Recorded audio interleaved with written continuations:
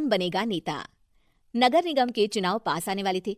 पूरे कानपुर शहर में टिकट को लेकर मारामारी शुरू थी, लेकिन सबसे ज्यादा चर्चा में वार्ड नंबर 40 की सीट थी। वो इसलिए क्योंकि इस बार वहां की सीट महिला के लिए आरक्षित थी। अब सवाल ये था कि चुनाव लड़ेगा कौन।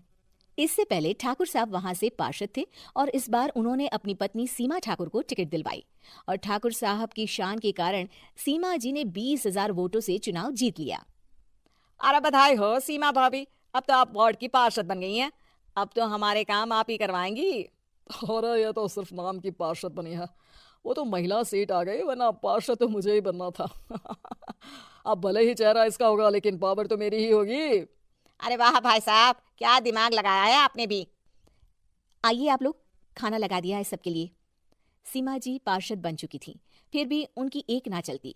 सारे काम ठाकुर साहब खुद ही संभाल लेते और जहां जरूरत पड़ती वहां सीमा जी का अंगूठा लगवा लेते।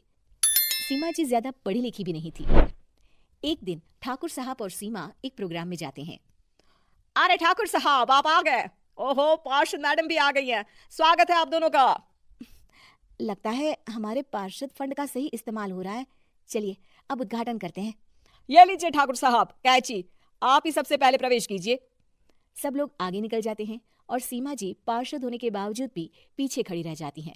वो देखती हैं कि वेलकम बोर्ड पर उनका नाम है, लेकिन महिला होने के कारण कोई उनका सम्मान नहीं कर रहा। अगले दिन एक आदमी उनके घर आता है। अरे ठाकुर साहब नमस्कार। कल ना हम नोटिस किए कि हमारा घर तो अवैध है और नगर निगम वाले उसे तोड़ने आ रहे हैं। अरे कुछ कीजिए ना ठाकुर साहब। देखो भाई, मैं तो ज्यादा कुछ कर नहीं सकता, पर अगर तुम सबकी जेब गर्म कर दो तो कुछ हो सकता है। कुल मिलाकर 4 लाख लगेंगे। अरे 4 लाख ठाकुर साहब? अरे भाई, मैं अपने लिए नहीं मांग रहा हूँ। दरोगा है, इंजीनियर बाबू है, बड़े साहब है, सबको देना पड़ता है ना थोड़ा थोड़ा। बोलो है मंजूर? तभी वहां अचानक सीमा जी आ जाती हैं। अरे ये आप क्या कर रहे हैं?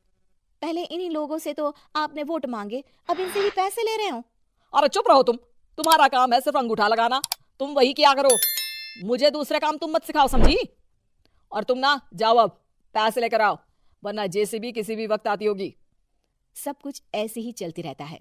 एक दिन सीमा जी और ठाकुर साहब को एक लोकल मीटिंग में बुलाया जाता है। वहां पर कई और अधिकारी लोग भी मौजूद रहते हैं। अब मैं चाहूंगा कि ठाकुर साहब हमारे बीच 2 शब्द कहें। मेरे प्यारे भाइयों और बहनों, आज मेरा सौभाग्य है कि मैं आप सबकी सेवा दिन रात कर पा रहा हूं।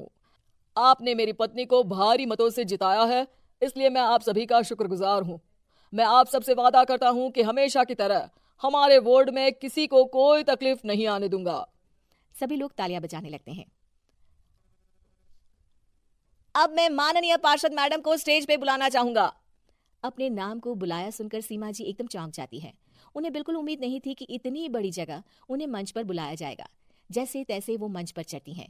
ऊपर जाती ही सीमा जी को सारी पुरानी बातें याद आ जाती हैं कि किस तरह उनके पति उन्हें कभी भी आगे बढ़ने नहीं देते और उनके नाम से गलत काम करते हैं। वो बोलने लगती हैं, मैं आपके वार्ड की पार्षद सीमा हूँ।